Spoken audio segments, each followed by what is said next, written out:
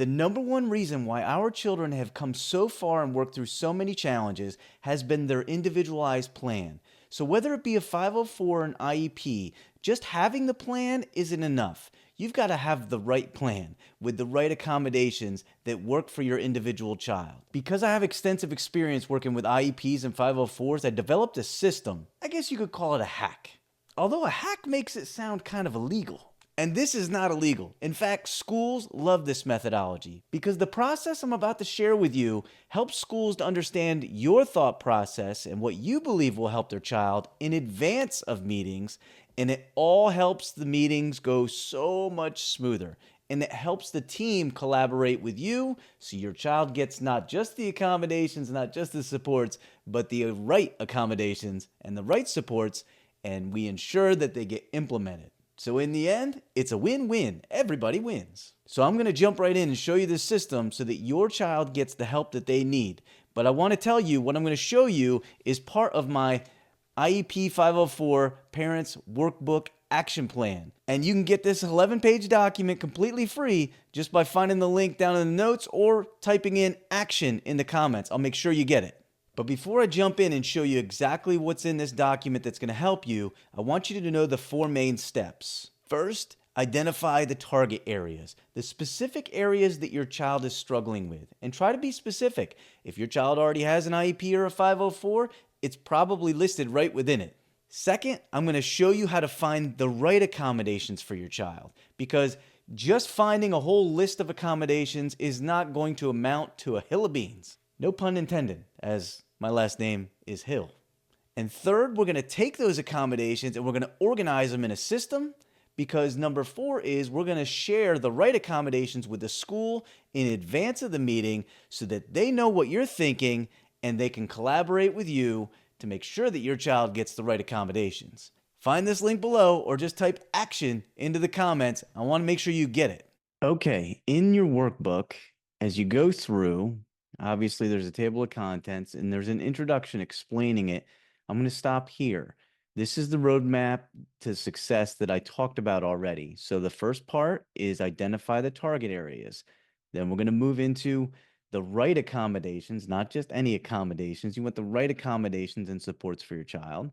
Then we're going to talk about organizing them, and then we're going to talk about how we share them with the school. So let's start with part 1, your target areas. So when I say target an area, figure out what are the areas that your child needs to work on. It doesn't necessarily have to be academic. Maybe your child has behavioral needs. And then you're looking at what specifics in behavior. So for example, if your child has ADHD and they're struggling with behavior, we're not looking for accommodation ideas in behavior. We're looking for something more specific. So the example I give you in the workbook is attention to tasks is something very common you'll find with kids with 504s or IEPs that need that specific attention. Focus is an area that they're working on. So that's the area we're going to focus on as a target, attention to task. If it is an academic area like reading or math, we want to dive a little deeper. What specifically in math your child is struggling with? Maybe it's subtraction with regrouping. Or in reading, maybe it's they're struggling with reading fluency, like the reading rate, or maybe they're struggling with just sounding out words. So that would be decoding. Whatever the specific area is, that's your target. Okay. Once you've identified your targets in step 1, you're going to move on to part 2.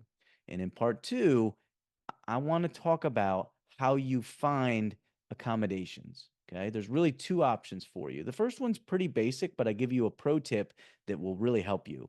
So you go into Google and you do just a basic search, and you're going to type in information about your specific child. So again, the example I give you is the accommodation. I would type this in, the accommodations list for an elementary school student with ADHD who struggles with attention to tasks. But you'll notice you're going to type PDF at the end, because what that's going to do is filter through a lot of the junk.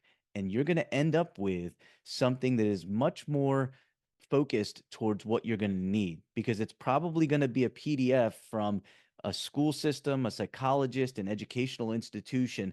You're going to filter through a lot of stuff. So just adding PDF is kind of a pro tip that will help you there with a Google search. The other option is definitely recommended. This is going to be even more valuable for you. It's using an AI platform. So the one that I often use is ChatGPT. I'd highly recommend you go this route. I know that some people are like scared to death of AI. I get it, but I also have linked right here in this particular action workbook a link to a video that will guide you through it. But I've also got it linked at the end of this video, so you can snag it there if you want. And it's going to show you exactly how you use ChatGPT to find the right accommodations. So what you do if you're using ChatGPT is you write something, you type in something similar, you can be really detailed with ChatGPT, which is the beauty of it. You're going to get a list of accommodations and they're not all going to be right for your child. You want the right accommodations.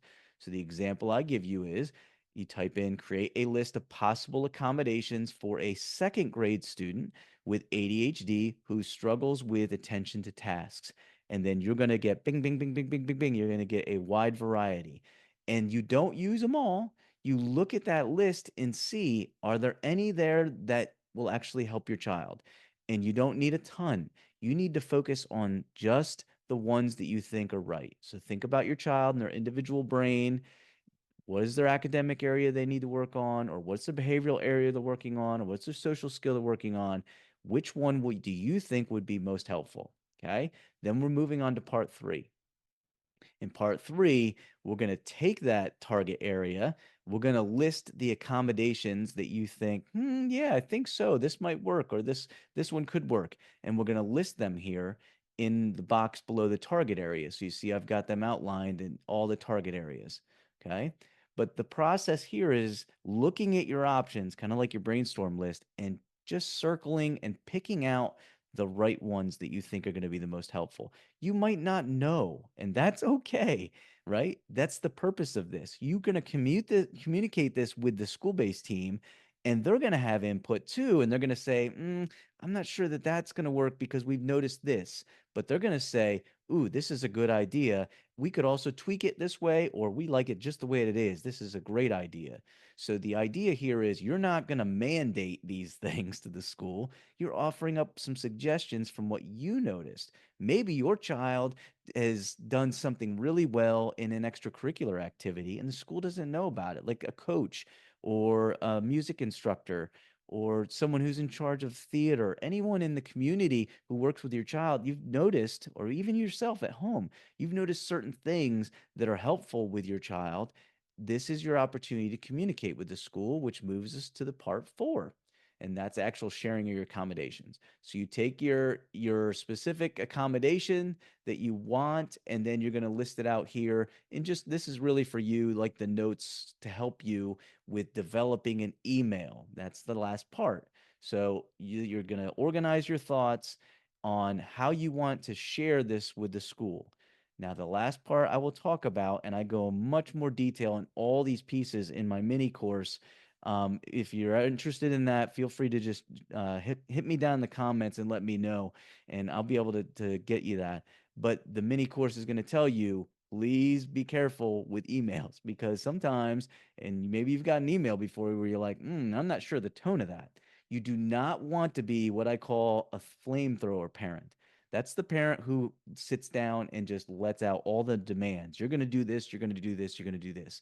Remember, the best way forward for your child is to get everybody to collaborate. So your email is going to say what the accommodation is and maybe a short explanation of what it is. You're not going to put down 500 accommodations. You want to pick the most important ones that you think will help. So for your child, maybe that's just a couple. Okay. And you're going to send that off. Here's the key: 4 to 5 weeks in advance of what you think the meeting will be. You might say, what? Why would I do that? Here's the reason: schools start working on these particular plans 4 to 5 weeks in advance of the meeting. And so you need to have your input out well in advance so that they can go through it. And then maybe they'll even email you back and say, hey, have you thought about this? Or have you thought about this? And you can have some collaboration as they're drafting the plan. And by the time you get to the meeting, everybody's already kind of planned things out. It makes the meeting go so smoothly, and you're going to feel great because your child's going to get the right accommodations because you've had input. You know your child better than anybody. You're the expert, which is why it's so important that you make sure that you share your ideas with the school. And so this whole system is going to allow you a platform to very respectfully, and yes, when I say respectfully, like make sure you are thanking the school-based team and even going above and beyond on and sharing with them the importance of how you're thankful for what they're doing to take into consideration your ideas, because it's important that they get this message that you're not coming from a place of, hey, I want you to do these things. It's more like, I've got some ideas. I'm curious to get your feedback. Can you help me with this? So, again, if you're interested in finding out more about how you find these accommodations, on page 6 of your workbook, you can click to it right here, or just click on it at the end of this video. So as you can see, it's a full process, but it's really helpful. It's something we've been doing with our family, with our kids, working with the schools for years, and it has been so helpful. Not just because we're sharing the things, but because the way we share them allows the school to work with us and we collaborate. And that's when you get the most bang for your buck. So if you haven't already, remember, snag your copy of the action workbook so that you can work through this with your child, and your child's going to get the right accommodations that they need. Speaking of right accommodations, check out this video right here, because that's also going to help you.